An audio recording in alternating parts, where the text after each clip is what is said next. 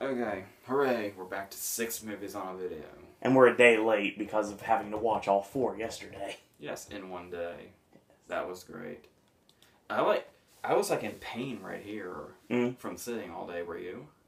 You were in pain in your leg, too. Yeah, because one of the seats in Unbroken is apparently not unbroken, so... Most of the seats are unbroken. That sounded rehearsed, but it totally wasn't. No, it wasn't. Unless Okay. you ran it through your head before you started talking to me I swear today. to God, no. Okay, anyway, we're also blowing its cleverness out of proportion. Yes, like, we are. That's the most brilliant thing I've ever said. And one of the last videos of 2014, that's what we go with. Yes.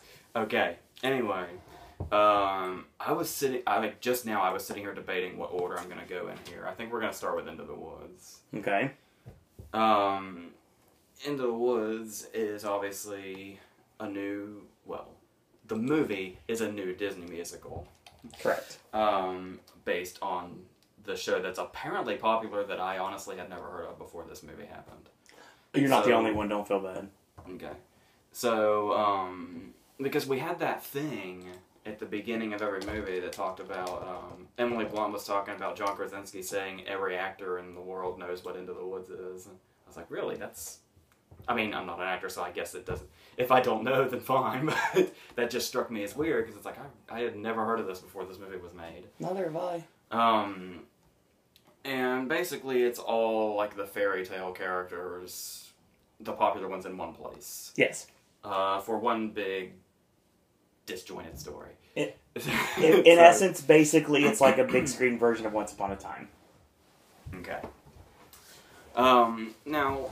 Here's the thing, and Rob Marshall did it. Rob Marshall did, I'm clearly a fan of his because he did Chicago and 9. Yes. Because I love Chicago, and I obviously have the controversial opinion that I like 9. 9 is really good. I know most don't, but I do quite a bit, so yes. There's that. And as we talked about a couple of videos ago, he also did, it was the last video that he did the famous made-for-TV movie version of Annie with Kathy Bates and Alan Cumming. Correct. And Victor Garber. Well, this is his newest outing. We won't talk about the fact that he did that fucking Pirates movie. When he's tried to stray away from musicals, and we ended up with that. But he did bring something over from that. Yeah, he did. Okay. Something. So, our story here is we have, the baker and the baker's wife, who are James Corden from apparently he's really popular in Britain. I only know him from One Chance, and he's apparently taking over for, who is it, Craig Ferguson? Mm-hmm. And, I believe so. And Emily Blunt is the baker's wife. And, there is a curse on them because of something his father did regarding stealing beans and shit. And, they cannot have a baby. No matter how hard they try, they just cannot. It will not happen. And the reason for this curse is the witch, who is apparently the face of this movie because they needed Meryl Streep to sell it. Because nobody gives a fuck about James Corden or Emily Blunt, who are clearly the other leads in the movie. Yeah, well, yeah. Now, and then we have everybody else. And what they have to do is they have to gather up 4 items for the witch so that she can break the curse, and they are as follows as I try really hard to remember this shit. I got this, don't worry. We have the hair that's gold as corn, which is Rapunzel's hair. Yep. There's Cinderella's slipper that's gold now, I guess. There is the white cow that Jack, as in Jack and the Beanstalk, needs. White as milk, yeah. And Little Red Riding Hood's hood. Cape is red as blood. Yes. So, naturally, all these characters just happen to converge in the woods at the same time. And a whole bunch of pointless musical numbers and random running into people. Okay, here's the thing. I understand this movie's concept. First, obviously, it's, adapted from the stage. And also it's kind of trying to do a one setting type thing. Mm-hmm. Where, like, more or less, the entire movie is set in the woods. And I don't know that... I mean, I'm sure that totally works on stage. I'm sure it does. But as a movie, there's... This movie's really sloppy. Here's the thing. What happens here is, once again, I understand that it's adapted from something that's on the stage. But when you're adapting into a movie, you kind of have to give it, like, a cinematic factor. Well, yeah. And there are plenty of things they do that. Like, the sets are great. You have the costume design, and you have the performances. All of them are, like, really, really going for it and making it as big a production as they can possibly get. But the trouble with that is, because you're confined to this one location, and because you also have so many characters you have to deal with, this movie is just basically everybody walking around in the woods, and then until, like, they unceremoniously and coincidentally keep running into each other. Yeah. And, but here's the thing, what happened, okay, this movie's starting to frustrate me. This is that, we actually saw this one first. And it feels like weeks ago. Of the 4. And usually that helps a movie. Because by the end of the day, you know, you've sat in the movie theater and watched 4 movies right in a row. You really just want to get out of there and you pretty much hate what you're looking at. Yeah, normally. That's probably why I don't like so many animated movies, because we always do the animated ones last when there is one. Yeah. But the problem here is, like, I can only imagine what I'd be saying about it then, but the problem is I had all day to think about Into the Woods while we were going from movie to movie. And it's one of those ones that just kind of gets worse and worse in your head as it goes. It also gets worse and worse as you're watching it. Because at first, you know, it came on and I really wasn't that excited for it because I wasn't, you know, the subject matter wasn't really jumping out at me. And much to your dismay, I thought, like, the casting of Anna Kendrick as Cinderella was really, really off. She needs to play Belle, but that's another story altogether. I thought her voice actually fits the character very well. Very well, because she used to sing to the birds, and that's what she does in the movie. So, the thing about it is... Okay. Yeah, I understand why the characters are the way they are in the story and all that, but still, they do a lot... Okay, here's what I'm getting at. With how many characters are in this movie, that's my point. There's too many goddamn characters. I agree with that. Now, I understand how they all have their purpose and everything, but we spend a lot of time on characters we don't need to be spending time on. Is a big issue. Mainly, I love the dude, I really do, and he's you know, he's good here. I know where this is headed too. Yeah. We spent way too much time on Chris Pine than we needed to. We've already saw this character doing a lot better in Enchanted. Marsden, yeah. Yep. Here's the thing. Well, Pine's not really doing Marsden, but it's like the same. Marsden by way of Hugh Jackman. That's what you want to say. Yes. And yeah, the song between the prince and the that dude that kept the steward. Yeah. Dude, I like that better. That was a funny number and everything, but and then there was this. Okay, actually, I'll get to that. Good reaction out of the crowd too. Yeah, this was. We'll get the crowd reaction at the end as well. We got a lot of talk about news today. It also doesn't help that there is no flow to this movie. Like, I understand you have a lot of characters to work with. Believe me, I do. I've said that a billion times now. Yes. I get that you have a lot of characters to work with, and I understand they all have their purpose. But when you're kind of doing that, it's almost like a Paul Haggis scenario or an Altman scenario, because you have to fit in the characters at just the right amount of time without, you know, making us forget about them, but also, like, kind of keeping with a steady pace and flow here. But we are just cutting everywhere, and there's no proportion, and it really fucks with the pacing and makes this movie feel 7 goddamn hours long. I will agree with that, and I was getting into it, and then it had its false ending. Now, talking about the length here, yeah. It's probably no surprise by now, because I'm sure this is doing very well box office wise, and a lot of people know the show. This movie is basically in 2 parts. Mm-hmm. Like, I can imagine like where an intermission would be. Yeah. It is like so specifically divided into 2 parts because about an hour into the movie it ends.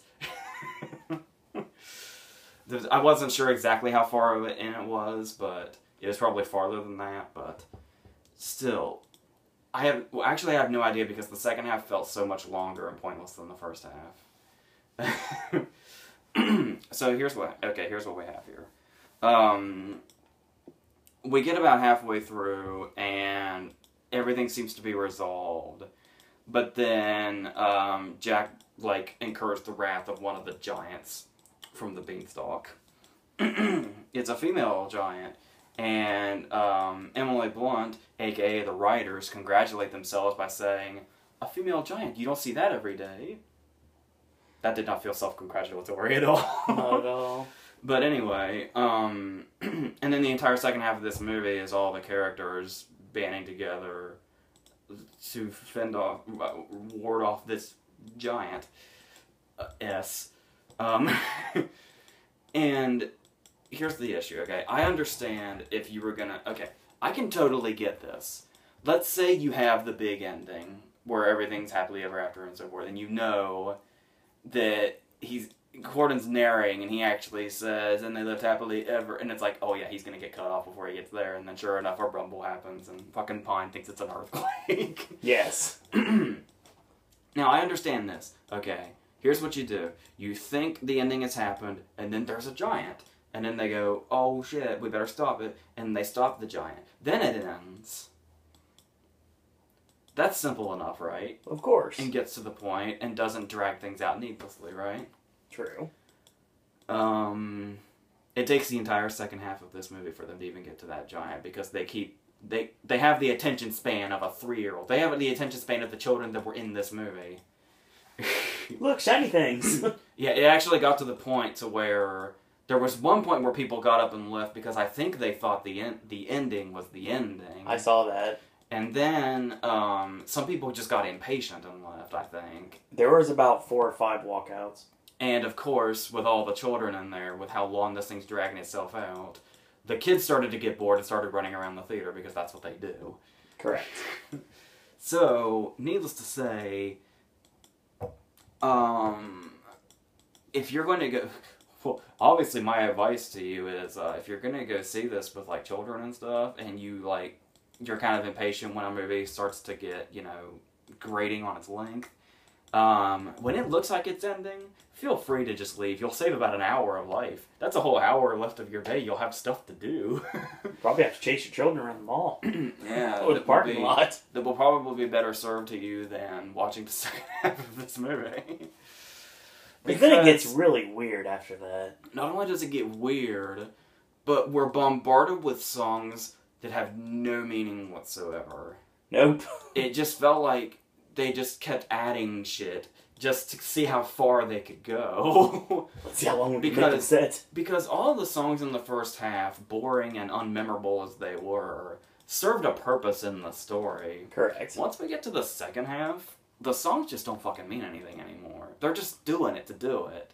There's this number between Emily Blunt and Chris Pine that has no purpose whatsoever. Apparently the woods is now Vegas, because anything can happen there. That's pretty much the gist of the song. And here's another thing I didn't like about the staginess of it. I totally understand this is how the stage would have to do it. Because there's only so much you can do on a stage. Correct. But you're making a fucking movie that clearly has a gigantic budget. Yeah. Why did so much stuff happen off screen? Yeah. Once again, I understand you're trying to do the but we have one setting thing. But still, that felt really off in a movie with a big budget. Stuff happens off screen. It felt cheap. I think half the time they tried to do it for humor. Yeah. But, no. Because it's just, something really, really, really big and drastic happens. Yes. And the only reason we know this is because a character runs up and says that it happens. We don't see There's no lead into it either. It just comes out of nowhere. And that's off. And then the whole... Do I even want to go into this? Last night I said, what's it say about a movie when it's Johnny Depp scenes aren't even worth mentioning? Yeah. Johnny Depp had a much better cameo earlier this year. He's had 2. Yes. Now, here's the thing. There's a lot of things. How many times did I say that now? Things. Okay. It's a drinking game, folks. Play along. Okay. Let's talk about the fact that Meryl Streep has buzz for this. Yeah. And a lot of people think she's for sure getting in. Here's the thing. She is... Okay, yeah. She's for... I mean, I like most of the people in this cast. Yeah. And they're fine. And Emily Blunt got a Globe nomination.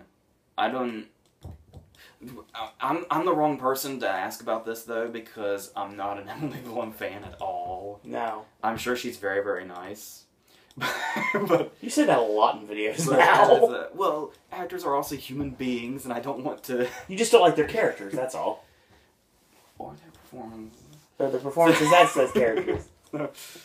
It's not... Well, okay, she's not bad in this at all. She's not bad in anything, really. I just think she's entirely unmemorable most of the time. Yeah, I can see that.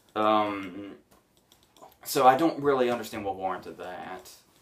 Even though a lot of people... There's some people that think she could still, like, surprise, like, at the big awards, but that... Do I have to bring Wade Barrett back into this? I don't know what people are... Well, a lot of people think she's got, like, the overdue factor because there was the young Victoria, and... I guess some people thought she was worthy in The Devil Wears Prada. I don't know. I just realized the reunion here. Yeah. There's a lot of reunions they're in enemies the 4 in movies this today. Too. So, here's something else. The only time I ever really felt like I was enjoying this movie was when Meryl Streep was on screen. But, still, there were a lot of times where I was asking, why is she in this scene? And why did she just, appear? Like, okay, she's basically doing the Wicked Witch of the West. Yeah. She will just appear when she needs to antagonize our people while they're on their journey trying to do what they need to do. But then sometimes she'll just walk into a scene. you got my stuff yet? And then she walks away. I feel like half of this movie was filmed rehearsals. It's possible. You said that Johnny Depp was not memorable, but the fact that, oh my god, his character is so creepy. Seriously, it's like George Harvey level creepy. He has what literally is the pedophile anthem when he's singing Little Red Riding Hood. He's not George Harvey. He doesn't have the little cellar with Coke and board games in it. Nobody looks like he just came off of the set of V for Vendetta. Yeah, so I didn't see him until I saw the movie because I've been watching trailers, but I remember reading a lot of criticism about his look. Because it basically looked like he was just like... Yeah, that's another thing. There's a lot of really obvious CG in this movie. Oh, yeah. Like, the vines that are clearly animated. The swamp scene. When Depp kind of somewhat turns into the wolf. Yeah. His fucking face. I could not tell if the stuff on his face was like, just, like... I don't know. I could not tell what they did to him, but not in the good movie magic way, in the way. If you're going to give me a wolf in a movie like this, give me Patrick Warburton from Hoodwinked.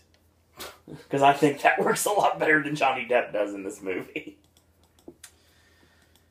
Okay, so... And it just seems like everything in this movie just happens totally at random. And not in the good way, either. It just feels like a sloppy school production, a lot of this. That just happens to have a really, really big budget, but not a big enough budget to where they have to put a bunch of shit off screen that probably shouldn't be. Once again, I'm sure that's the point, and I'm sure it's supposed to have kind of a sense of humor about it, but I don't know. I mean, this movie has been in developmental hell since the 90s. It really has. Have you heard about what the original cast for this movie is supposed to be? I'm kind of afraid to know. No. Well, back to Streep, I was talking about her and I got sidetracked. I want to tell you about that when you're done with that. She is really good, and she has, her voice is magnificent. Oh, it's awesome. And yeah, even though I'm not personally predicting her, I imagine she'll, as long as you're in a musical and you have that one big number, you're usually good to go. Hi, Anne Hathaway. Anna Kendrick had good buzz for a while, and then she pretty much got bogged down by everybody else. But I have seen her name in predictions before. It won't happen. She's just not...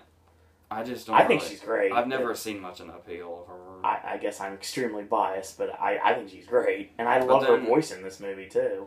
And, you know, Streep still has those little moments, like the, she kind of adds to the ridiculousness of all the convenience of everything, where, the moment where the cow dies and she just says, you know, and they go through the trouble of, like, you know, doing what Greg Fokker did with Jinx and painting him to make him look. Yeah. And then, of course, she just says, you know, well, I'm a witch, bring me the cow, I'll bring him back to life. Really? You can do that? Her back to life.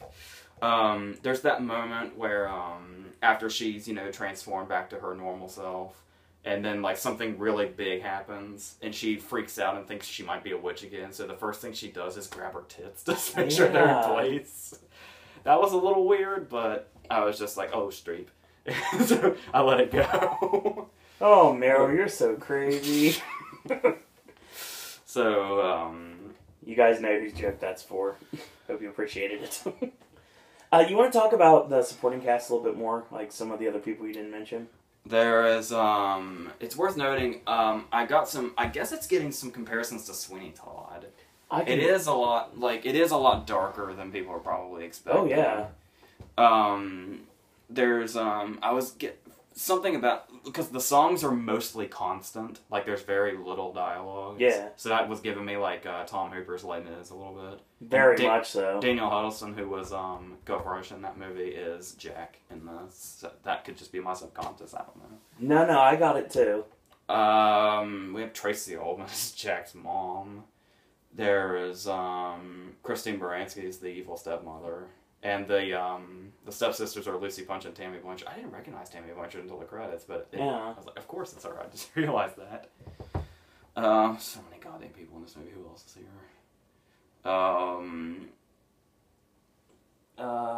The Giant. The Giant? The Giantess, as you would call her? Yeah, who was that? Frances de la Tour. Yeah. She was Madame Maxime and Goblet of Fire. Okay. Yeah, she looked familiar, but I couldn't place her face. Potter. Love Actually. That's usually the go-to when it comes to British. Back in the day. All British actors are the go-to British actors, if you hadn't noticed. It's true. So, the original cast like I was talking about, this is the 90s, actually. It was going to be Robin Williams as the baker. Goldie Hawn as the baker's wife. Cher as the witch. Danny DeVito as the giant. Steve Martin as the wolf. And Roseanne as Jack's mother. In 97, apparently, it got pushed to try to go with Billy Crystal, Meg Ryan, and Susan Sarandon. Hold on. You lost me at Danny DeVito as the giant. I think that was irony.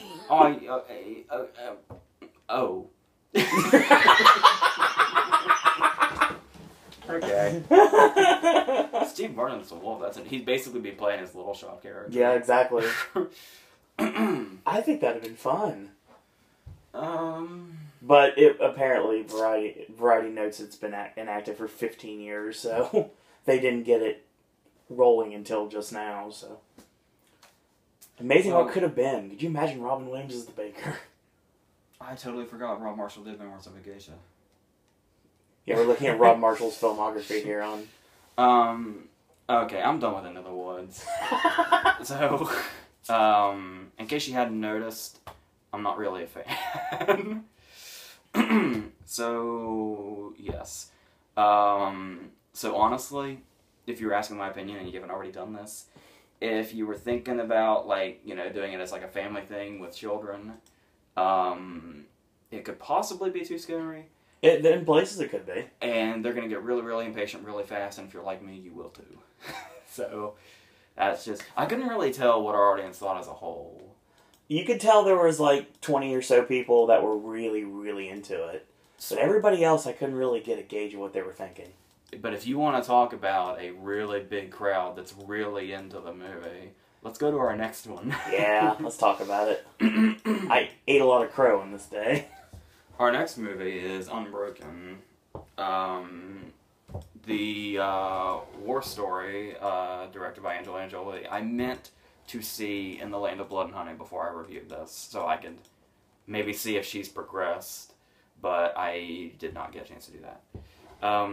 So I only have this to go on. Now, here's the thing about Unbroken. If you've been watching the prediction videos, you know that there's been a lot of things going on with Unbroken regarding awards buzz, because that's the thing. When you kind of talk, okay, there's that term Oscar bait, obviously. Yeah. So naturally, when a movie like Unbroken is reviewed, generally the first thing people pay attention to, a general amount of people, is the fact that it looks like it was made simply to participate in award shows. Yeah. And this time of year especially, we get a lot of those. Yes, there is always one big, long Oscar baity movie released on Christmas, and this year it was this. We didn't really have one last year. The year before was Les Mis. The year before that was War Horse. The year before that was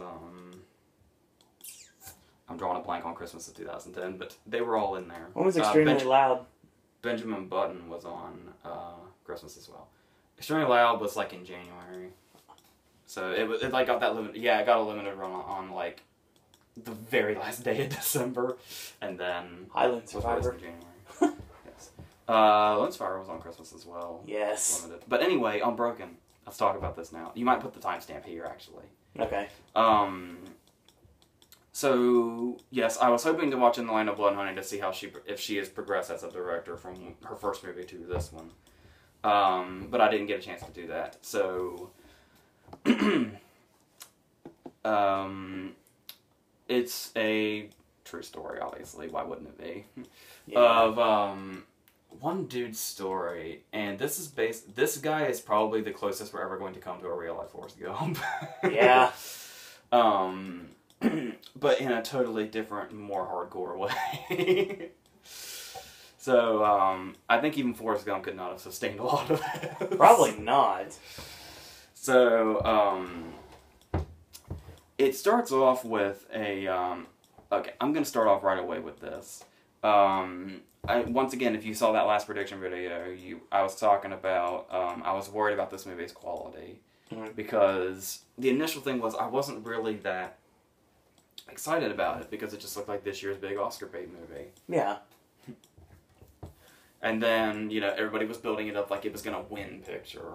Just like, it was just, everybody was sold on that. Angelina was going to win, the movie was going to win, it was going to win everything.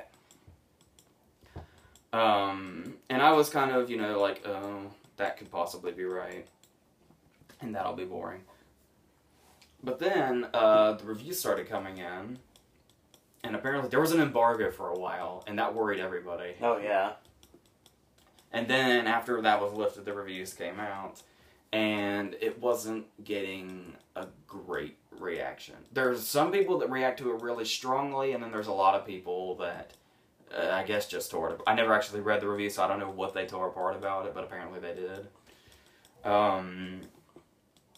So needless to say, after those reviews and the fact that I wasn't anticipating it when it was an Oscar frontrunner, I was surprised by my reaction to this movie. Yeah, same here.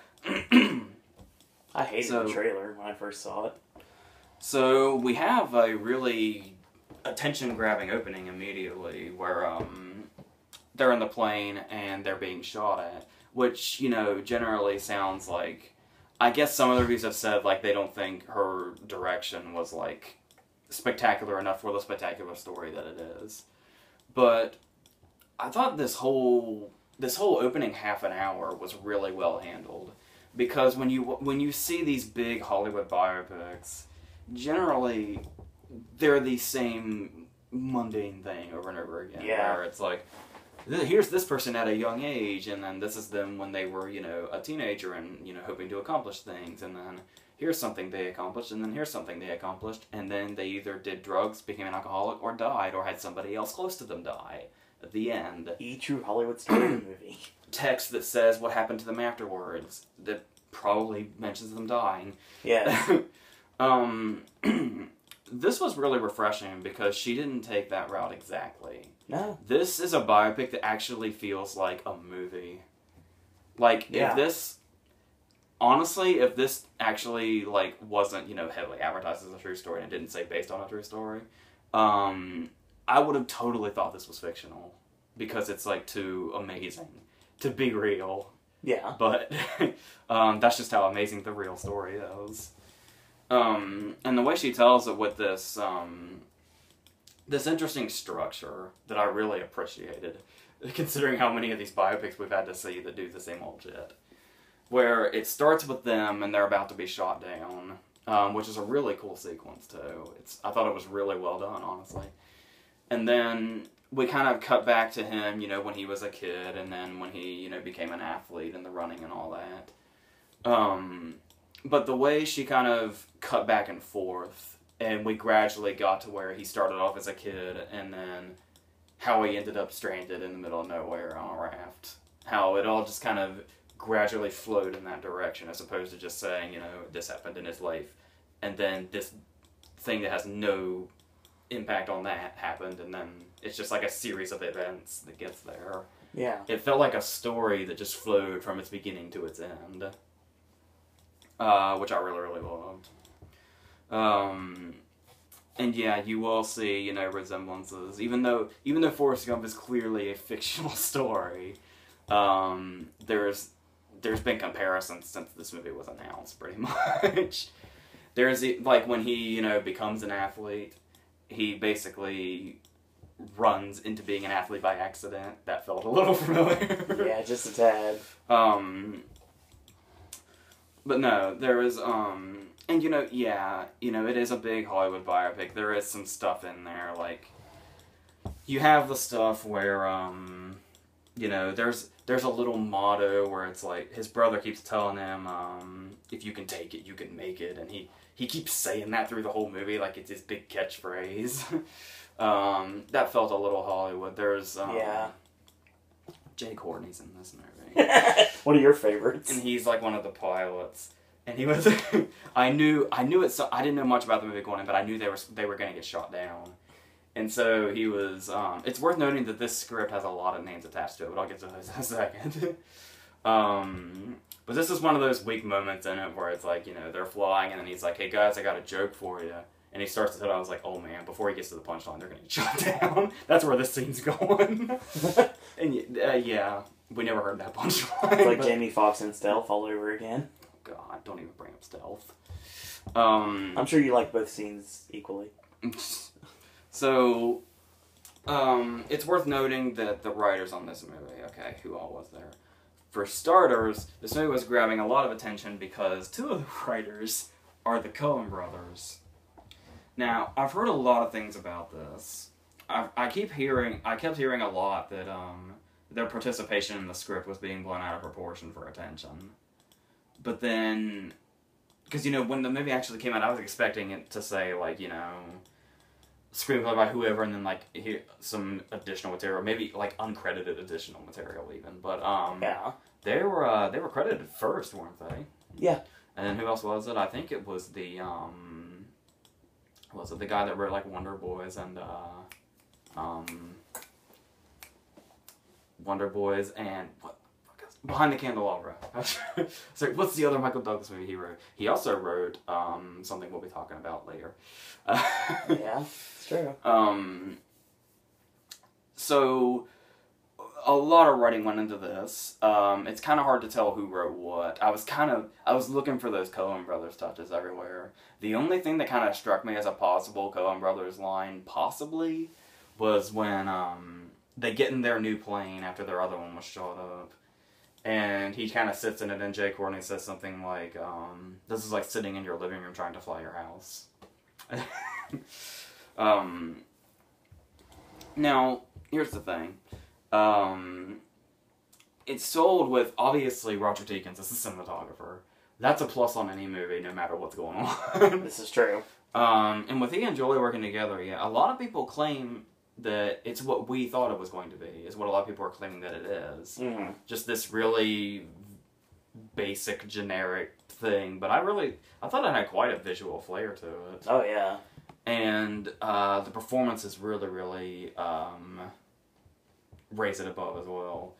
I guess we should talk about Jack O'Connell for a second. Yeah. This is my 4th Jack O'Connell movie this year. Yeah. He was in The New 300, he was in Startup, and he was in 71. And what I'm really noticing really quickly with these, 71 I'll be talking about in a few days, he's like invaluable as a physical actor. This guy's like my age, and the parts that he plays, like, this guy has to have been through fucking hell over the past 2 years with these 4 movies, one right after the other. It's insane. And he's so convincing. In this particular movie, you would think he was like a movie star that's been doing this for years. When I've really only taken notice of him this year. Like, has he been in like other things before that I don't remember? Yeah, actually looking at his filmography right now.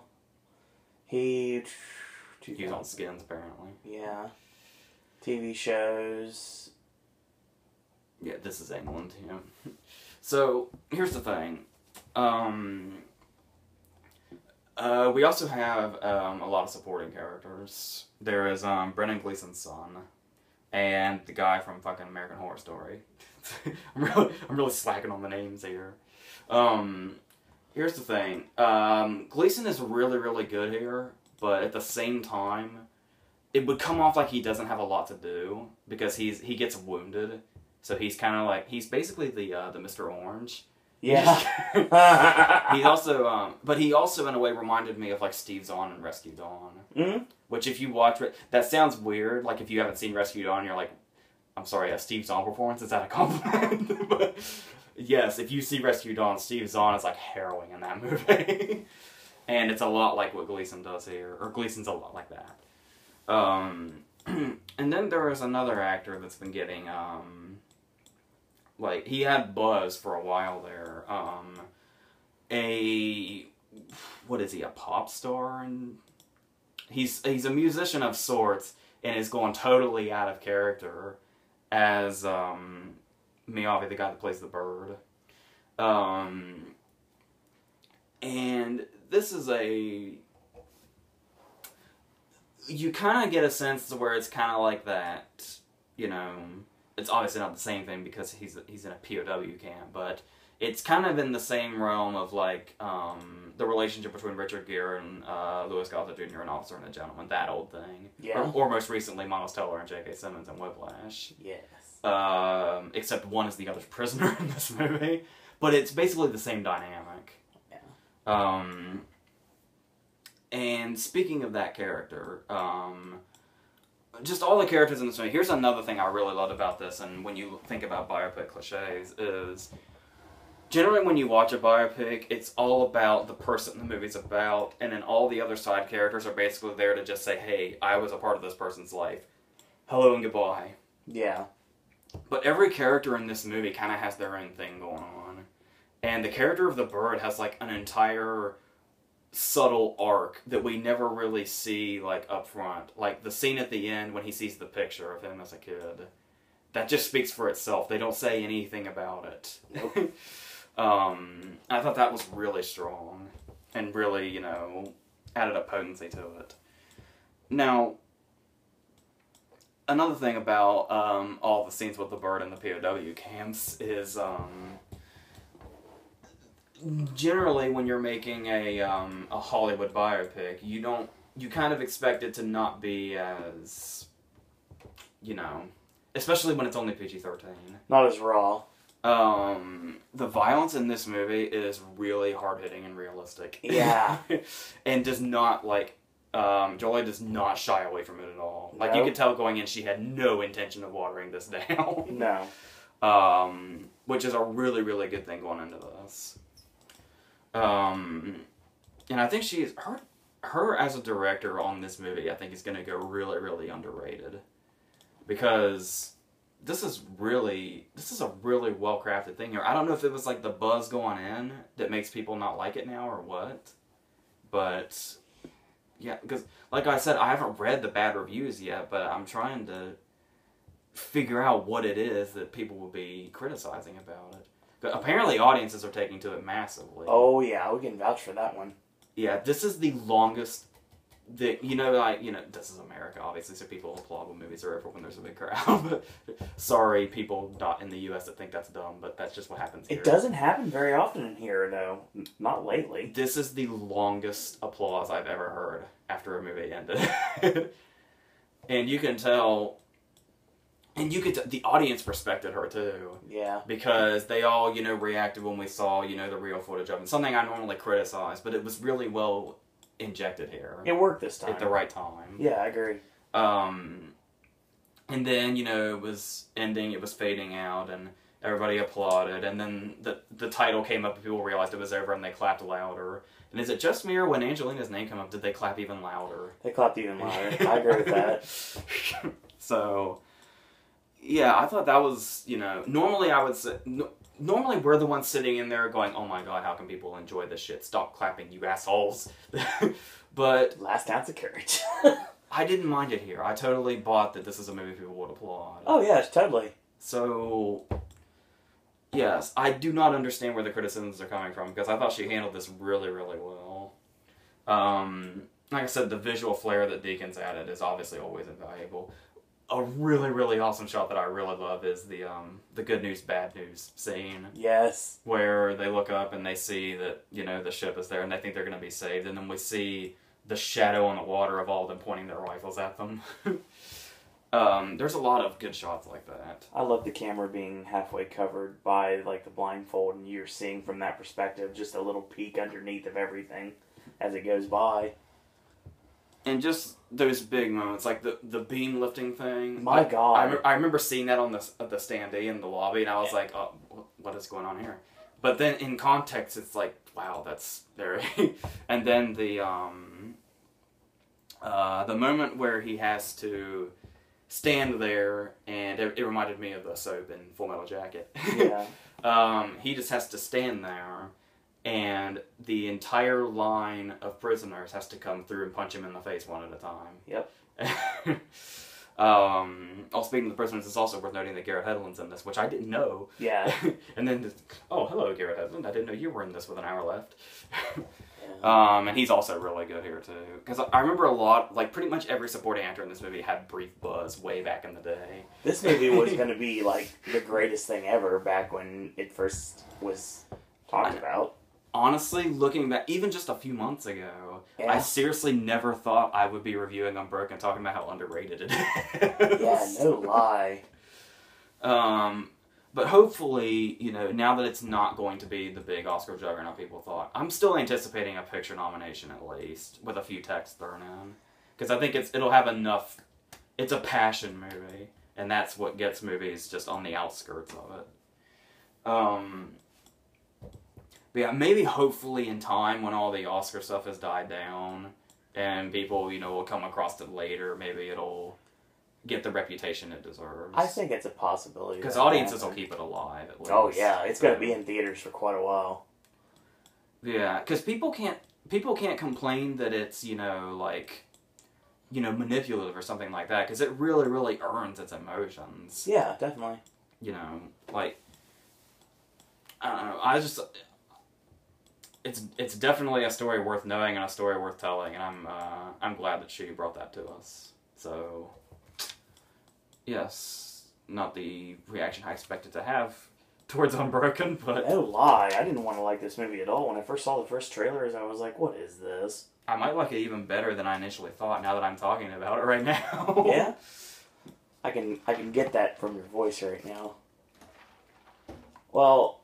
I will say right now that when I looked at the movie, I was thinking, this is going to be just something. And I was actually starting to get into it. And it was kind of like the performances were actually taking me to the place that everyone else goes when it comes to inspirational. Because the general public can be inspired by, just a feather falling on the ground. But... Hey, don't bash Forrest Gump like that. No, I wasn't trying to bash Forrest Gump. Anyway... You were trying to think of something mundane. Yeah, I was trying to think of something mundane and random. Okay, I could have said a plastic bag. Talk about American Beauty like that. No, I was actually segueing. But the thing is, I did really like this movie, and that scene you're talking about with the bar lifting and everything, and when he yells and then he starts getting beaten down, and it's kind of like, he's just going to keep hitting him, and he's just going to keep taking it and taking it and taking it. And those of you that have never been hit with a bamboo stick before, trust me, it hurts like a bastard. I'm not going to lie. And he got bashed everywhere with that Singapore game. But the thing I love about that scene is how, even though you have Jack O'Connell on the ground and you have Miyavi beating the holy shit out of him, it's Jack O'Connell that's winning in this scene. It's that kind of, triumph. It's like De Niro in Cape Fear, when they keep beating him down with the chain and he's still there, still standing. It's like, hit me again, hit me again. It's like when they're punching him in the face, and at one point he's just like, I don't want to do it. He's like, hit me! And then all of a sudden he turns into Batman for a second.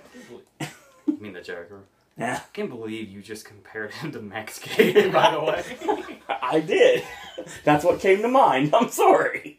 Oh, yeah. But yeah, excellent movie, and a lot better than I thought it would ever be. And I can't compliment it enough for how it's like a real movie, too. Yeah. It's not just, everything that happens is something that takes it in a different direction. Because, like I said, I actually got, excited when I thought the opening was really strong. I was like, maybe this is better than I think it is. And then you have the Life of Pi segment. Yes. With sharks. I thought that really worked well as its own set piece. And then the POW stuff was its own set piece. And it's all just this one fantastic story that just flows one right into the other. And I think it just works really, really well. I completely agree. I never thought I'd say that. Yes. And I'm not just giving sympathy to Jolie because she's having a hard time lately, but... Watch the video on Monday and you'll see how much sympathy we're giving to Jolie. Yeah. Okay, speaking of war. Can we talk about the backstory on this now that we're allowed to? Everyone knows it. We can just go right into it. Because I don't want, So, nobody can track me through this, right? I don't think so. No one knows where you live, so we're good. Because I told you over the phone, after it got initially canceled, I was like, good, because I wasn't sure I was going to review it, because I'm a little scared. I'm sure a lot of reviewers are, and hey, maybe we are the catalyst to get people to start reviewing this thing. I think people are already on it. There was a lot of critics that saw it before the cancellation that had their reviews out already, so there's that. I know one girl that's an actress that saw this like months and months ago. So here's the thing. I'm not even gonna go into that. We're just gonna talk about the movie because you all know you all know what's going on here. Okay, so if you live in a relatively limited area or you have the internet, you've probably seen The Interview by now. Yeah. Or at least absolutely heard of it. Oh, yeah. Now, I was trying to figure out while watching it because I actually wasn't that excited for it. Because when I haven't been watching trailers, I've only been hearing them. I wasn't that particular. I mean, I know you have to see, visual gags and stuff like that, but the jokes that I was hearing when this trailer would come on weren't really resonating well. You were getting annoyed by this trailer. Yeah, I was bashing Seth Rogen because of what I heard of this trailer. I remember that actually. So, this is Seth Rogen and Evan Goldberg's directorial follow-up to This Is the End. And obviously you know what the plot is, so I don't have to say. Yes. Well, so I went in and I'm like, okay, let's see what this... Now, my first thought was, does this have more, for lack of a better word, prestige now? Because it's basically like this, somebody made a really funny comment recently that said, isn't it kind of funny that Selma was supposed to be the politically important movie of the year, when really, technically, it's probably been replaced with that title. Yeah. Because let's put it this way. This is what you could actually advertise this movie for real as the movie Barack Obama wants you to see. No lie. a Seth Rogen, James Franco movie. So yes, that was my question going in, was all the stuff that went down made everybody want to see what the deal was. Yep. There were people like me where it was like, I really had no interest anyway, but now suddenly it's a little more interesting. I don't know how my opinion would be prior to all this. Yeah. As opposed to what it is now. So it's really hard to say, but we'll see what happens. My thoughts on this, by the way, are... we have Franco and Rogan as actual characters this time, as opposed to the exaggerated versions of themselves, and this is the end. After Pineapple Express, where they're kind of the two leads, and they get to the whole movie's based on their dynamic, like it was with Pineapple Express. Now, and yes, there's obviously I guess this is just their thing now. Obviously, there's not near as many as this is the end, but there are still relatively a good amount of cameos. Our opening scene involved. I don't know what I should talk about and what I shouldn't. I would think a lot of people watching this right now have already seen it. I would say so. But I don't know. Because generally I like to keep cameos secret if I can, because that's kind of their point, is to be surprising. But because that opening scene, I didn't know he was in it. Mm-hmm. Did you? No. No. And it's one of my absolute favorite scenes of the movie, too. Okay. Well, I'm sure it's already in the reviews and everything, so we can go ahead and... Yeah, we'll go ahead and mention it. I'm obviously talking about the Eminem scene. Because, Seth Rogen's really good at getting Eminem cameos. Yeah, no lie. After funny people. So, I thought everybody loved you. The last time I laughed at something he's done. So yes, there's Eminem, there is, the really, really, really quick shot of Joseph Gordon-Levitt with the puppies. Yes.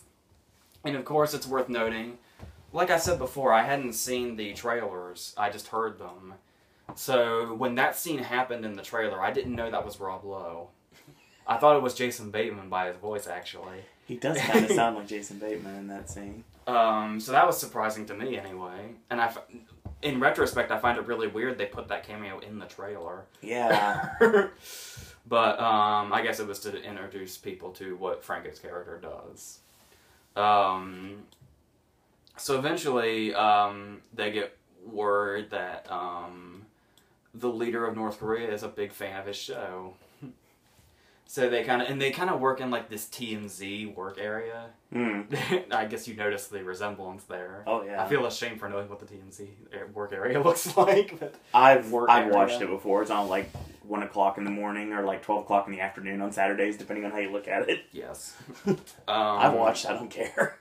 Yes. Anybody who is an insomniac has watched TMZ. Exactly. So,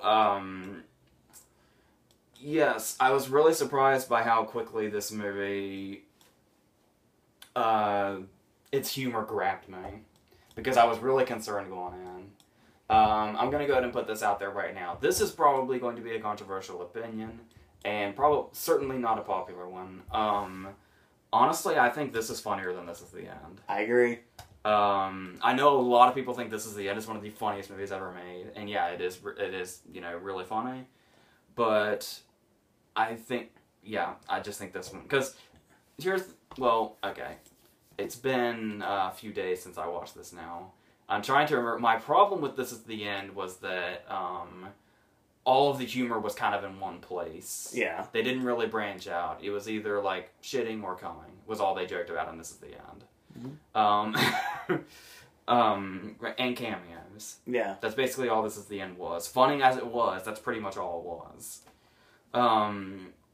I felt like they kind of used the humor in a bit of a broader sense here. Oh, yeah. I mean, you still have Rogan having to, stick stuff up his ass and stuff like that, but, regardless of that, I felt like, it had more of a... Well, obviously all of the, I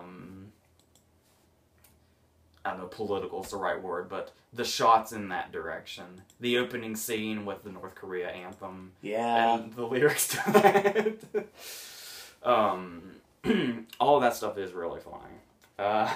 As someone who barely watches the news, this stuff is really funny to me, because I have enough of an idea of what's going on for this to be humorous. And And naturally, we finally meet them. And by the way, I was really, really happy with myself here. Probably much more than I should have been. Because there is a joke in this movie that's really, really in there. And I was like, oh my god, I'm going to be the only people that gets this joke. That's great. I was really excited about it. If it was intentional, I'm sure it must have been intentional. But I was just...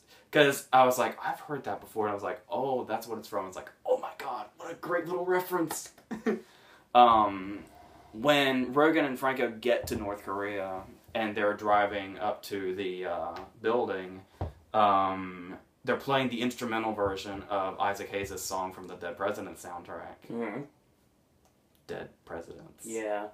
I was like, oh my god, that's such a nice reference. Great. It's so subtle, too, because it's the instrumental version of the song. I had to, like, register in my head where I'd heard it before. It's like, this is the end credit song to Dead Presidents. So, I like that. That was very clever.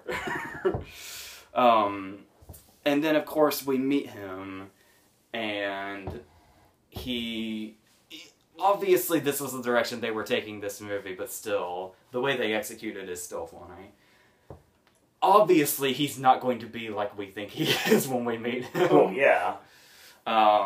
He speaks English. He's very cool to hang out with. He's got his own problems. He's really sympathetic.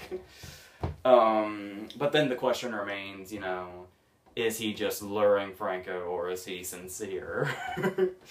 Is the big issue here. And it's all so fucking absurd. It's hilarious. Yes. They listen to Katy Perry while driving around in a tank. They play basketball with topless women. And then there's the ongoing joke that I was worried about, obviously, because of my stomach. I just realized how appropriate this is. Yeah.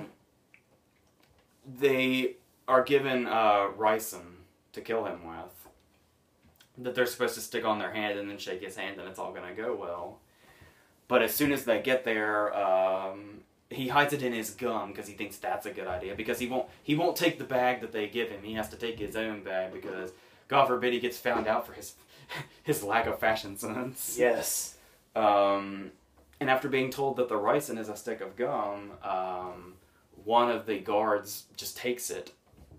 And we have been told that the effects of ricin are not quite as they were described on Breaking Bad, but the movie, you know, because it's a Seth Rogen movie, has to involve projectile vomiting and diarrhea, among many other things. Mm-hmm. Convulsing, all that. So, I did, even though I was worried about that because of the whole projectile vomiting thing, that's not something I can deal with. Nope. But I did like the setup of the joke, because he did it, and you know he only has about 12 hours before it starts to take effect. And every time that guy's on screen, you're just like, oh my god, when's it gonna happen? I love when it finally gets to that point where it's just like, oh shit, it's happening. And the guy was like, I'm really disturbed about how you care about my appearance. So, yes, despite that, I did really like that kind of ticking time bomb joke. Yes. that guy had going on. While we're on the gross out factor, it's also worth noting, naturally, much like this is the end, there's not a lot of violence in it, but when there is, they go as over the top as possible. Yes. And it kind of, not the whole thing, but maybe in the last half hour or so, and I kind of grabbed this from what I knew about the story. The last half hour or so of this movie kind of turns into the second half of Stripes a little bit. Mm-hmm. And I know, you know, the second half of Stripes is kind of like the least liked thing about that movie, but it works better here. Now, so, yes, I actually thought this worked better than This Is the End. Mm. And it's, like I said, though, I don't know if I legitimately found it that funny, or if it's just like, this ridiculously absurd movie is so important now. Yeah. It's really hard to say. I guess it made $1 million and it's a little limited release, and I guess Sony's like, you know, really reaching out with their gratitude about it. It's worth noting people tried to make this make IMDb history. Yeah. Where everybody went and voted it a 10, and for like just a little bit of time, it was the first ever movie on IMDb that had a solid 10. I think Shawshank and The Godfather had like 9.2, and that's as high as it goes. But yes. So yes, the guy that plays Kim Jong-un is really good. And Lizzie Kaplan's in here. The girl that played the girl that Rogan wanted was good. Just a nice cast. Yeah, a lot of this movie really works, so that surprised me as well. It's funny, like consistently funny too. Well, the thing about it is that This Is the End was like heralded as like comic genius, and I did like This Is the End, but it wasn't even my favorite end movie of that year. I like The World's End better. There is a lot of erection jokes. Yeah. There's like a shitload of erection jokes in this movie, but even so, you know, like I like laughed out loud, which is something I don't normally do. No. At Franco's delivery of "Feast your eyes." It was funny. I had the headset on and I was listening to it. I had the door shut and everything, and I come out of the this TV room, and my mom was like, "What are you laughing at?" And I was like, "The interview. It's really, really funny."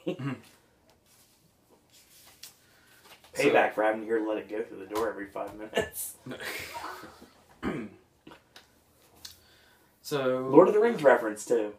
There's a billion. There's a lot of Lord of the Rings references, and I felt really stupid because there's something that happens at the end of this movie, something violent that happens at the end of this movie, and I can't believe my mind didn't jump directly to that. It wasn't until Franco made the reference I was like, oh my god, of course.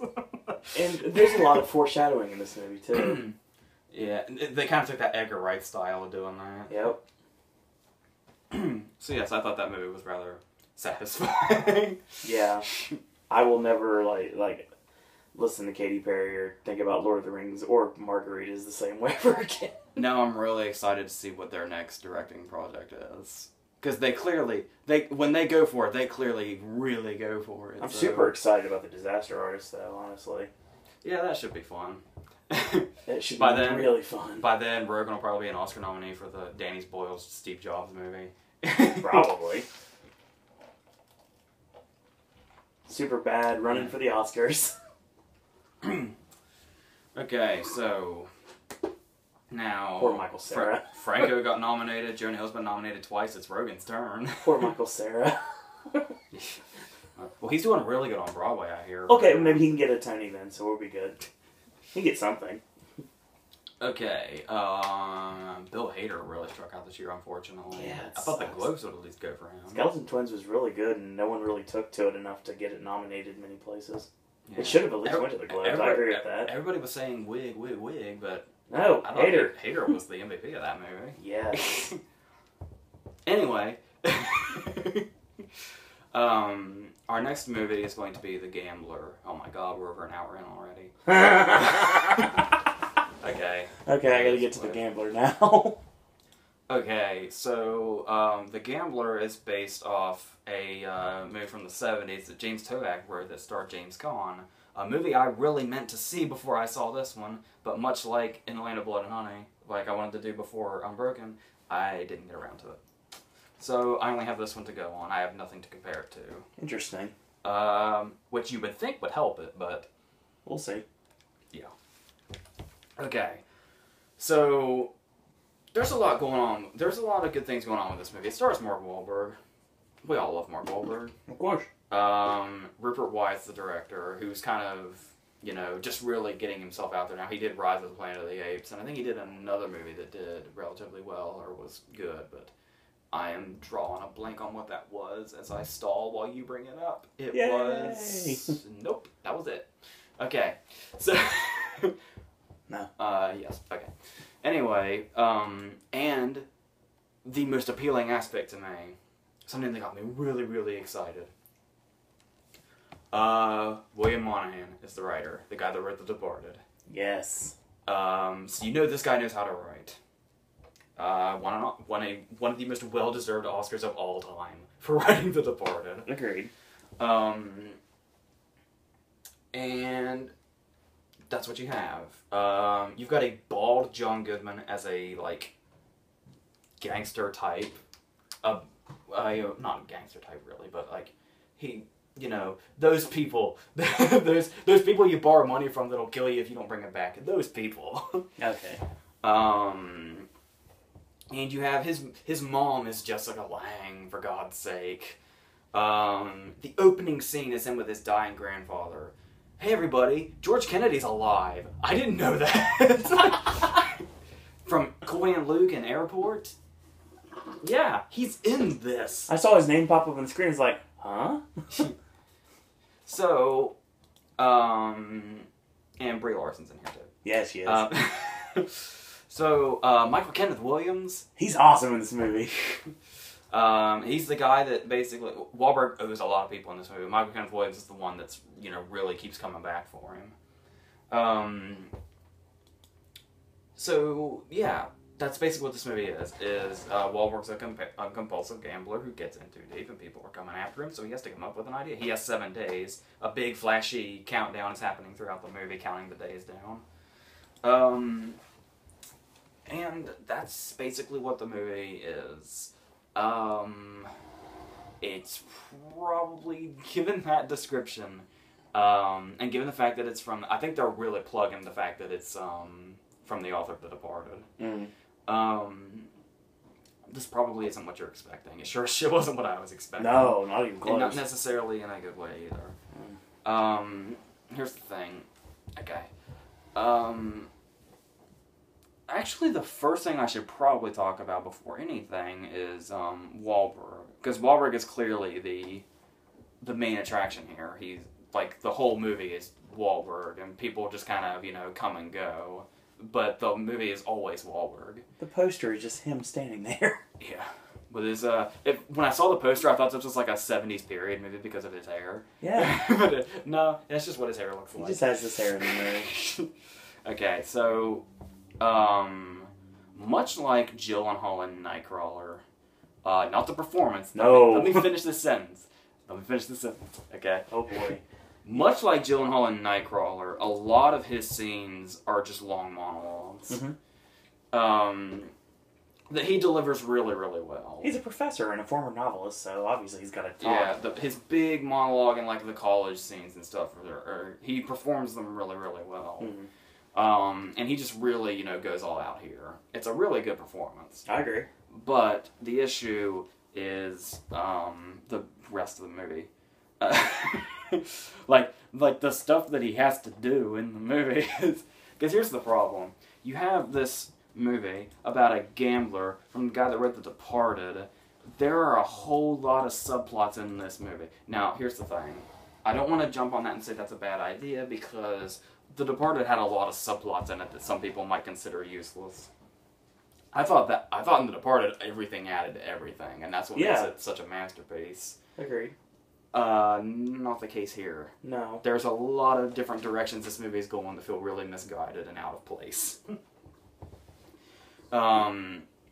Take, for instance, Lamar. Lamar is a student of Wahlberg's that's a basketball player. He's the guy that's in there where, like, you know, he's basically being forced to pass him so he can keep playing basketball. But the thing is we get his life story at random towards the beginning of the movie, only for that to be important in, like, the last 20 minutes. Yeah. That felt like padding. And then there's the whole Brie Larson subplot. I don't even know what the purpose of that was. She's basically his door to leaving the gambling life behind and going to better things. But they make that a whole thing. There's like a day where they just go and fuck around. Yeah. In more ways than one. And that just felt like more padding. And it's just, you know, him going from place to place and being confronted by people that he owes money to. And that's just kind of what the fucking movie is on a loop. Occasionally there's nudity, but it's like only like twice. And it's kind of just there for no reason, really. And okay. John Goodman in this movie reminds me of Russell Crowe in Body of Lies. Ooh. On paper and, like, on the surface, the character looks really, really awesome. Yes. And a character that could be, like, you know, the big breakout character of the movie that makes you say, oh man, that person's why I'm watching this movie. That person makes this movie worth watching. It's great, awesome, wonderful. John Goodman has 3 to 4 scenes in this movie that are too short. His dialogue actually made an entire family group leave. I saw the woman and 2 kids they walked in, they heard John Goodman, they bombed out. Yes. Yeah, John Goodman has a whole monologue about fuck you. It's brilliant too. Now he belongs in a better movie. This character does. Yeah. With more to do. And they build him up like he's gonna be a big deal. Yeah. But then the movie just kind of reaches a point where it's like, well, okay, everything's suddenly resolved. And and you would think with this kind of movie, I'm not saying, like, be bleak and kill everybody, but do something. With this plot, it felt like there's a scene in this movie where Michael Kenneth Williams has Wahlberg tied to a chair and he's like beating the fuck out of him. In a movie about a gambler that owes basically the entire town money, that are supposedly extremely dangerous people that are built up to be extremely dangerous, that's pretty much the only harm that comes to him is this one scene. And they killed Chevy Chase for less than dirty work, so come on. So, yeah, I think it could have been. I think that's the kind of movie I was expecting. There's more violence in Into the Woods. Yeah, or beatings like Lawrence Fishburne in 21. 21, yeah, that's exactly right. Now, Rupert Wyatt here clearly has like a nice visual eye. Like Rise of the Planet of the Apes is a really well made movie. Mm-hmm. Like I said, I like it better than the new one that got all that praise. Mm-hmm. But here it kind of feels like he's doing that thing we've talked about a lot lately, where it's like he's being overly visual because he's trying to make the mundaneness on screen seem interesting when it's not really, and there's not really a lot you can do about that. We get these random shots sometimes of Wahlberg's younger self. Like, he's in a pool, and then he's, like, in a car with his grandpa, and it's... What the fuck is this for? I think it's for, like, character development or something, but... Kind of. The flashes are only there for, like, a fraction of a second. Like, they're supposed to have resonance, but I wasn't feeling that resonance for practically anything in this movie. No. It's not a bad movie or anything. No. It's just... totally, I probably won't remember hardly any of it. I like the blackjack scenes. Well, I like that kind of stuff. I could watch, like, poker on television, so, I mean... I can understand Rupert Wyatt was basically trying to do, like... He's kind of giving the movie kind of, like, a unique style, you know?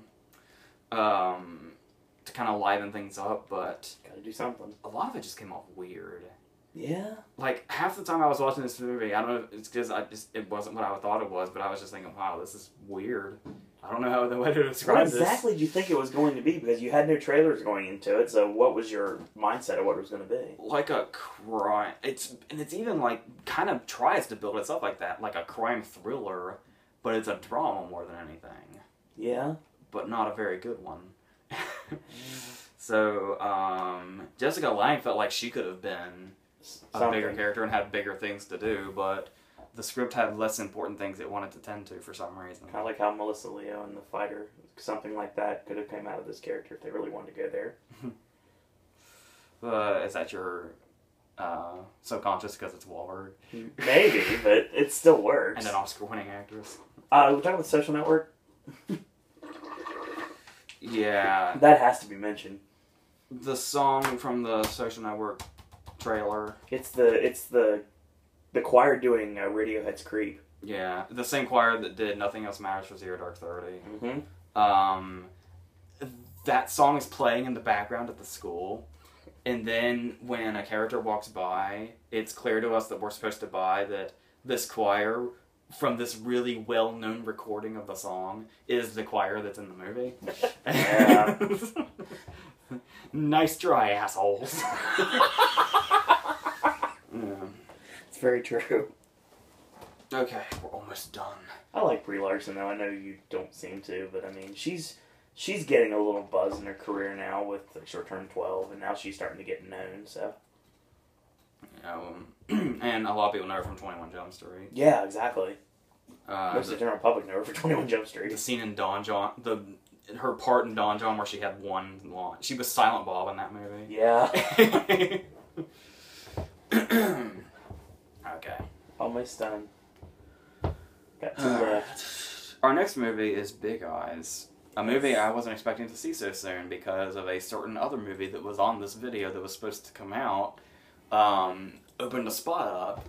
So Weinstein said, alright, we'll put Big Eyes on 1,300 screens. Why not? Yep. Because it was supposed to go limited. So, obviously this is Tim Burton's new movie. I think that's probably what the main attraction is. Because there were a lot of teenage girls in there for some reason. I was like, do they realize this is a movie about fucking paintings? But they weren't walking out, though, so, I mean, they at least stuck through it, which is saying something. Maybe they're Amy Adams fans. That's a good possibility. Okay, so, we open, and, okay, obviously the story is we have, a struggling artist who is Amy Adams, and she has her little daughter. And in the opening, she's leaving her husband. I actually thought this was like the end and we were going to circle back around, but no, she's leaving her husband for the first time in this movie. A different one, the daughter's father. Mm-hmm. And they're just driving out of town. And my first thought was, I wonder how Burton-y this is, because this is not a Burton plot at all. No. Even though the screenwriters are the same guys that wrote, he's reuniting with them, they wrote Ed Wood. And, just to throw this out there, they also wrote Man on the Moon. Nice. So they handle biopics really well, so I was confident in that. I was confident in that. Obviously, I had this on my most anticipated list a while back. Same here. I was very confident, because I've always loved Amy Adams. And then, you know, there's the combination of Burton and Waltz, which I was like, oh my god, what's going to happen here? This should be fun. Yeah, definitely. And then the guys that wrote Ed Wood. There's a lot of good things going on here. Yeah, totally. And of course, you know, you have that infamous Burton production design. Danny Elfman score again. Yeah. The Elfman score actually doesn't really stand out. It's very not Elfman. It's understated, and it's too. Yeah, it's really, like, I don't even remember it, really. No? But yeah, it's still Elfman. He's still there. So I was wondering just how Burton-y it's going to be. So she gets out. She goes to the car and they're getting ready to leave, and I realize that she lives in the Edward Scissorhands neighborhood. Thank you. That's exactly what it is. So, God, so much of this is going to feel so familiar when we do our second video. Yeah, exactly. So, Tomorrow's video. I wonder if you've all put it together yet.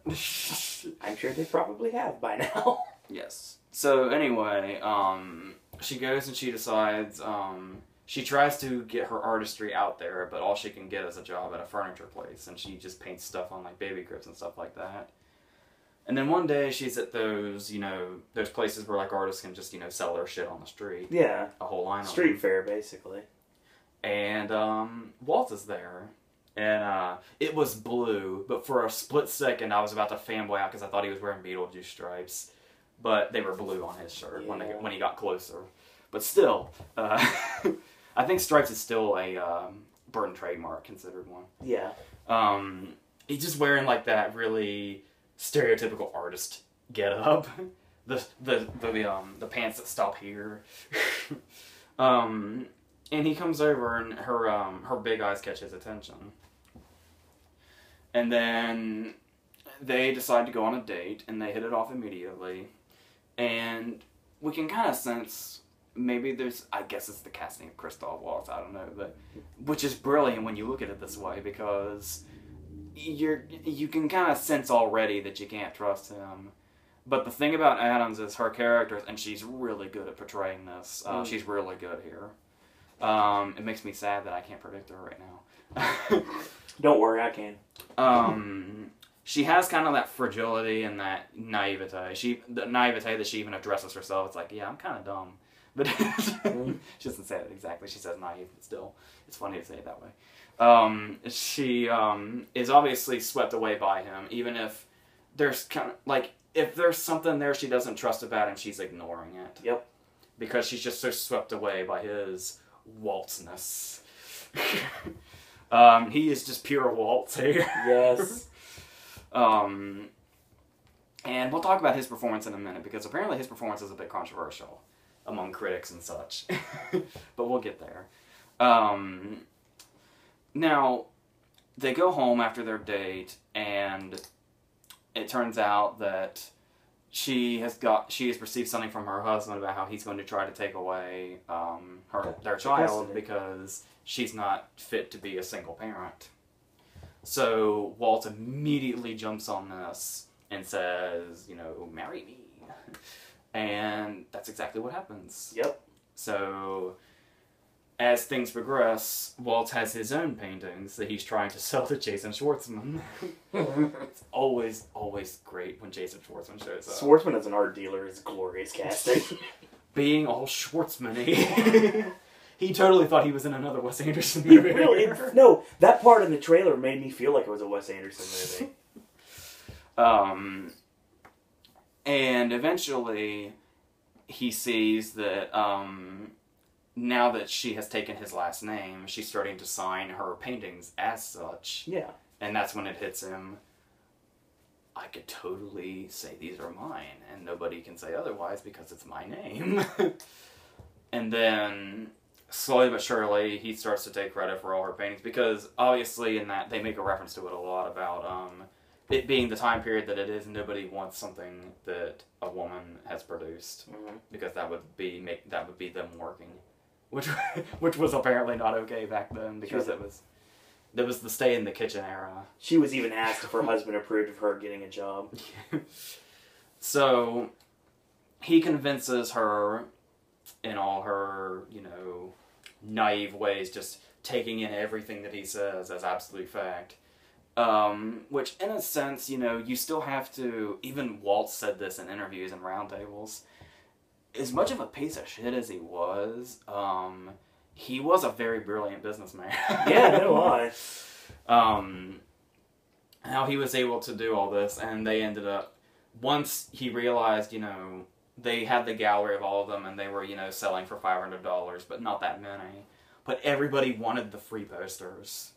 So he started selling the paintings and the copies of the paintings and posters of the paintings and everything, and got filthy fucking rich off of it. Yep. And then as things progress, they have to hide the fact that she is the real artist, and he becomes more and more desperate to keep that secret, even if it turns him more and more monstrous the richer that he gets. And the longer the time progresses. And there's a few other things he might be hiding as well. He's just a total and complete lie machine. Yes. Hence Lana Del Rey's song that plays in the movie and was nominated for the Globe. And speaking of Globe nominations, obviously Amy Adams got in, which is great. Yes. And so did Waltz. Yes. Despite the fact that he's being campaigned and supporting, the Globes went ahead and put him in leading, which I can buy, obviously. Cause, I can't say supporting is category fraud, but neither is leading, so... Yeah. There's a case for both, actually. Now, let's talk about Waltz's performance, because that seems to be getting the most attention, because everybody loves Waltz. He won 2 Oscars. Yes. Whenever he's in a Tarantino movie, people just... Oh my god, this will be something fantastic. I know it. And he's been consistently great, even in the movies he's in. I thought he was hilarious in The Green Hornet, even though nobody likes that movie. He's awesome in The Green Hornet. He was good in Horrible Bosses. Mm-hmm. Water for Elephants. Great for Water for Elephants. Even though a lot of people are starting to complain now that he's being typecast as villains, like, say, for Spectre. Well, here's the thing. The thing about his performance here is, for a while there he is normal, but as the movie goes on and he gets more and more out of control, he really starts to go all out. Yeah, very big time. Now, as you know, I'm not one of those people that's, definitely subtleties can be great, especially if they're really, really well done, but I'm not one of those people that says, if it's not subtle, it's a piece of shit. But there are, unfortunately, a lot of people like that. True. I'm one of those people where you go over the top in the right way, I will fucking love it. Yeah, no lie. And this is one of those, because here's the thing. What you need to realize right away, I almost don't know how people can, jump on this, because right away, Danny Houston is narrating and also plays the reporter that's we're seeing through the perspective of. He's talking about Walter Keane as a person, and the exact sentence that he says, very matter-of-factly, is, Walter Keane was not a subtle man. And I am pretty sure that is the line that Walt saw when he decided how this performance was going to go down. Two-time Oscar-winning brilliant actor Christoph Waltz. I will follow any decision that he makes. Yes. And here's the thing. There are two scenes he has that have been heavily criticized. There's the scene where he's lighting the matches and throwing them at them. That got some interesting reactions of people in the theater with us.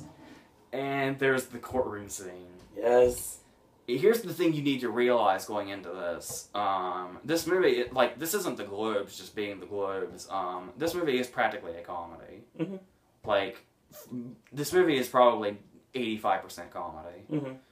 Mm-hmm. In one way or another. Now, Waltz's performance in this courtroom scene, I don't know what people criticizing it were thinking as far as if they think it's too over the top, or if they think he's bad, or what it is, or if it's not being what it wants to be, but Waltz in this courtroom scene is hilarious. Yes. And I'm pretty sure that's what he was going for. Absolutely. Because the whole movie is basically a comedy up to this point, and it just adds to the whole absurdity of the point he is at this time in the movie, still thinking he can get away with it. And just the way the desperation oozes out of him is hilarious to watch. And I thought he played it really well. Acts at his own counsel, I think that's hilarious. Because I wouldn't be surprised if this, it's exactly the way the guy was. Because he said at the supporting actors roundtable that I guess he started to read the guy's autobiography, but it was so bad he couldn't get through it. So he decided to just go with what was on the page, on the script. But yes, with the way things played out and the way this guy was, it even says in the text before the credits that all the way up until he died, he claimed that he painted the big eyes. Even after the court scene happened. It would not surprise me at all if this is exactly the way this guy was, the way Waltz played him. I would say so. So yes, it could just be my Waltz bias, because I'll pretty much, much like I'll love anything Tarantino puts his hands on, I'll pretty much love any performance Waltz gives us now. Very true. Because I trust him as, the acclaimed actor he clearly is. Yes. So, yes, I did really like. I guess some people were complaining about the tone too, but I just took it as mainly a comedy that had a few over-the-top dramatic moments in Tim Burton fashion, like the scenes where Amy Adams starts to see the big eyes on real people, including herself. Yeah. It has those Burton touches for sure, but this is. I said last night, this is a movie that Burton really, really needed. No matter what you think of the movie, Burton really needed this movie. There's no makeup, there's no, fantasy bullshit, there's no Johnny Depp, and there's no Helena Bonham Carter. He really needed this movie, or he was going to go into territory. He was going to go into a point of no return where people were going to say, all right, we're done. So this shows that he still doesn't need that stuff. And he can still make a quality movie, in my opinion. And deal with it. And set in the real world. Yeah. So, yes, the talented Tim Burton is still in there. We just have to keep progressively pulling him out. So. And I like Terrence Stamp in this movie, too. Yeah, we didn't get too much of him, but. No, but I do like his character a lot. Because obviously, he was Siegfried in the Get Smart movie, but so. I mean, everybody knows him as other things, but that's how. He's totally playing a Terrence Stamp character. Yeah. Or what is nowadays a Terrence Stamp character. He's not the Collector or anything. But, nobody does Terrence Stamp like Terrence Stamp, so. Danny Houston's always nice to see him get, a first credit in a movie. It's not very often. Screen time. Yeah, he actually got real screen time this time around, too. Yeah. It's funny that we're mentioning that we're talking a little bit about the other stuff that we like Christoph Waltz in, because originally attached to this movie was Reese Witherspoon and Ryan Reynolds. Yeah, because when we were talking about, when I talked about it in the most anticipated video, remember I forgot that Reese Witherspoon wasn't in it. Yeah, I remember that. Because I remember when she was attached. It's not as bad as me saying Saving Mr. Banks is about Snow White. Speaking of Reese Witherspoon. Yes. Our last movie, finally. Is definitely... We've been talking about Oscar hopefuls and maybe possibly potentials. We have one movie that's probably going to... I don't want to jinx her. Oh, she Lord. could totally pull an Emma Thompson if I jinx her too much. Don't, no, stop. Okay, so... Stop using that example. Damn it, stop using that example. So, last year we had Dallas Buyers Club. Yes. With Jean-Marc Vallée, who is apparently going to be the new go-to director for inspiring true stories.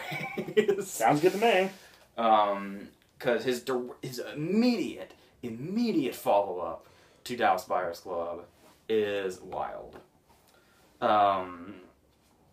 Which Reese Witherspoon started a production company, and the first two books that she read were Gone Girl and Wild. Nice. So, obviously, that's why you saw her name at the beginning of Gone Girl. And now this has been made in the same year. She's been really, really busy this year. It's true. Which is good, because it's always, always lovely to see her. Indeed. Now, there's really not much to this. It's getting a lot of people that want to try and pan it are just trying to say that it's like, you know, a low-rent version of Into the Wild.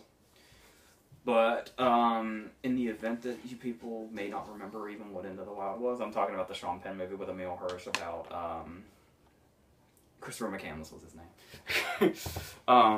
This is about, Cheryl Strayed, who, managed to live through her journey and wrote a book about it. Mm-hmm.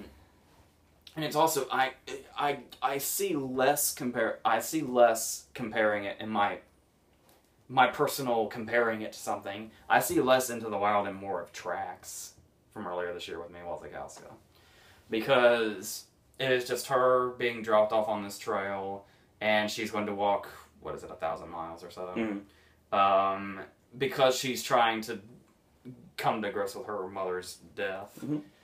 And this is the only way she feels she can do that. Like, if she does this, then she can get through the rest of her life. And naturally she meets people along the way, and we get to learn her backstory through flashbacks. We're always inside her head because she's constantly narrating. And while all of these aspects seem like they might be kind of distracting and kind of, you know, straying off the movie a bit. Yeah. I got you. Everything adds to it. I especially love the narration. I really, really love being inside her head. Like the moment where, that adds a lot of comedy to the movie, being inside her head during this. I agree. Well, even besides that, there's the whole, running joke about how her pack is so gigantic that she has to go through this whole process of laying down and then getting up to put it on every single time. They call her Monster because of it. But then there are those moments where she's narrating, and we get like the start of it when she's, you know, just gets going, and the way she's narrating and the way it's shot, you're thinking she's really making some progress. And then she finally stops to take a breather, and you can still see the starting point behind her. She's only gone like a couple paces, and that was about it. And then the cold mush montage. Mm-hmm. I also love they count down they count forward with the days to let you know how long she's been on her journey, and it gets to a point where she's getting real frustrated, and then it actually says like day fucking whatever day it is. Yeah. And much like I praised Mia Wasikowska for, this is an extremely physical performance on her part. Oh, yeah. And it's really interesting to see that from an actress that's known for being so glamorous. I will say that is one kind of somewhat problem that I had. Obviously, I'd never be complaining about this for any other movie, but... And the thing about it was I actually read that I guess to kind of keep her from trying to, you know, not looking, you know, like she's been on this journey... Mm-hmm. That they didn't have any mirrors on the set, so she could never see herself until afterwards. It's like Charlize in Monster. Yes. I don't know if it's just because she's Reese Witherspoon or what it is, but it wasn't quite as convincing because she was on like day whatever and had gone like, you know, half the distance and she's just completely beat to shit. But up here, she still looked like fabulous Reese Witherspoon. Yeah. She looked really good for having done this for 500 miles. There wasn't enough cuts and bruises on her face, is what you're basically trying to say. I mean, when she's, you know, when she's looking at herself in the mirror, when she's, you know, having to rip her toenails off. Her knees, her feet, her toes, all that's beat up. But when she's just, like, sitting there and we just kind of have this profile of her, it's like, wow, you look like you just walked... I mean, I'm not complaining because I'm looking at Reese Witherspoon. But, yeah, indeed. You know, you've been, like, on 600 or 700 miles now. Just eating cold mush. Yes. But she can take that as a compliment because her performance really shows the wariness of it. She must have great sunscreen, too, because I didn't see a sunburn. That could have been easily. Despite having walked in the desert with no shade and all that. Exactly. And probably dehydrating for a lot of it. Oh, without a doubt. Of course, she comes across, you know, potential rapists. There's, who I believe was Skinny Pete from Breaking Bad, by the way. and while we're on the subject of Breaking Bad, one of Uncle Jack's crew was Greg, the guy that she meets by the, in the water.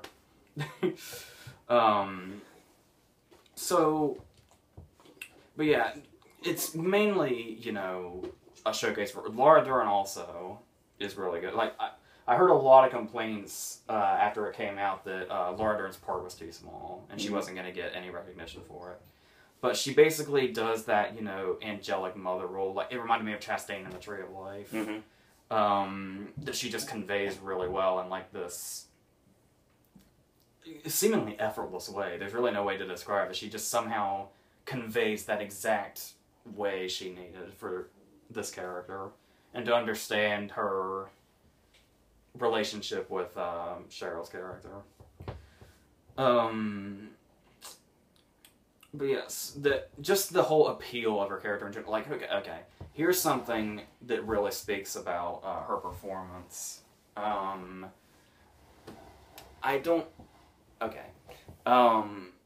Looking at it from a surface perspective, like not knowing much about the character, if you just look at the events that happen. Okay. There was a while there where Cheryl Strayed was kind of the scum of the earth. Yeah. She was, you know, cheating on her husband. She was doing two guys in an alley on her break from work. She was shooting up heroin. Just doing every possible wrong thing. Granted, you know, she was going through the grieving process, but still, just doing really, really horrible things. But somehow, you know, you could look at that, but instead of saying, oh my god, this character is the scum of the earth, you know that there is an impending redemption. Yeah, of course. And you do want to see it happen. Like, the ending is really, you know, triumphant. Completely. And you never find yourself, because she's such an appealing character, and Witherspoon plays her so well, and so brings that quality to her that makes you want her to succeed despite all the things you've seen her do. I think is where her performance really reaches its peak.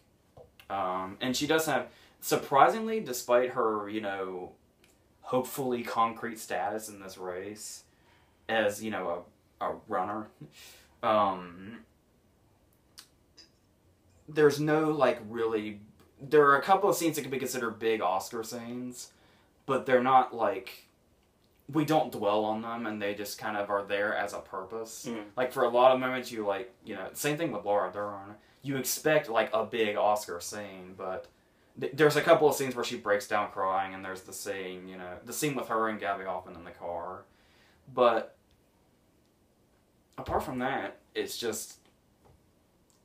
you just have to see it to understand why it's such a good performance. A great performance, really. Like, if I had I haven't seen... Who have I not seen yet? I haven't seen Aniston yet, but I don't... Chastain? Well, I'm talking about leading. Oh. I personally don't think Aniston's in the running, but we'll see what happens. I But don't either. of the people in the running, I think I've seen the 5 people I'm predicting. I have. If it were up to me, Witherspoon would win this. But that's just me. Pike's actually gaining some ground right now from what I'm hearing. I know huh? Pike's gaining some ground from what I'm hearing. Yeah, Pike and Julianne Moore. I think ultimately... It's one of those three. Ultimately, it's probably going to be Julianne Moore. Yeah. And Pike is starting to get a resurgence of buzz here. But if it were up to me, Witherspoon would just Witherspoon would run away with it if it was up to me, really. It's an awesome piece of cinema, it really is. Like, you really feel for Cheryl and everything she's going through. Okay, we're done. Alright. As always, we're going to end with some star amounts real quick, and then I'm going to talk a little bit about next week, and a little bit will be like a sentence, and then we're going to take it home. So, AJ, Into the Woods? When the video started, I was going to say 2, but let's say 1.5. Oh, God. Unbroken? I feel inclined to be more generous, but I'll stick with 3 for now until I see how. I'm not sure how it'll do on rewatches. That's what I'm worried about. I already wrote that down, actually. The Interview? 3. The Gambler? 2. Big Eyes? 3. Wild? 3. Alright. This is the 3 video, apparently. Next week, The Woman in Black sequel. And we have a very, very good chance of seeing Foxcatcher soon. So, Foxcatcher and possibly Top 5 coming up next week if we're lucky. I am so tired of not having seen Foxcatcher. No lie! We've got The Imitation Game coming up. We have American Sniper coming up. We have Inherent Vice coming up. We've got a lot of stuff coming up. 2014 movies, and in a couple days we'll be in 2015. But as you guys know, that have been long-time viewers, we don't end 2014 until we watch the last 2014 movie. And then after that... Which will probably be The Imitation Game by this point. After that, we don't care anymore. So, since this is Saturday, tomorrow, join us for Versus, which is circus-themed. I'm sure you picked up all the subtle hints we were throwing at you guys, which you're going to guess what we're going to be talking about. And Monday, our final Academy Awards prediction video, where we're going to go through every single category, and we're going to decide what we think is going to run. I know you're excited. Yeah, I'm nervous about this. So, thank you guys and girls up there for watching, and AJ, any parting words? That's it.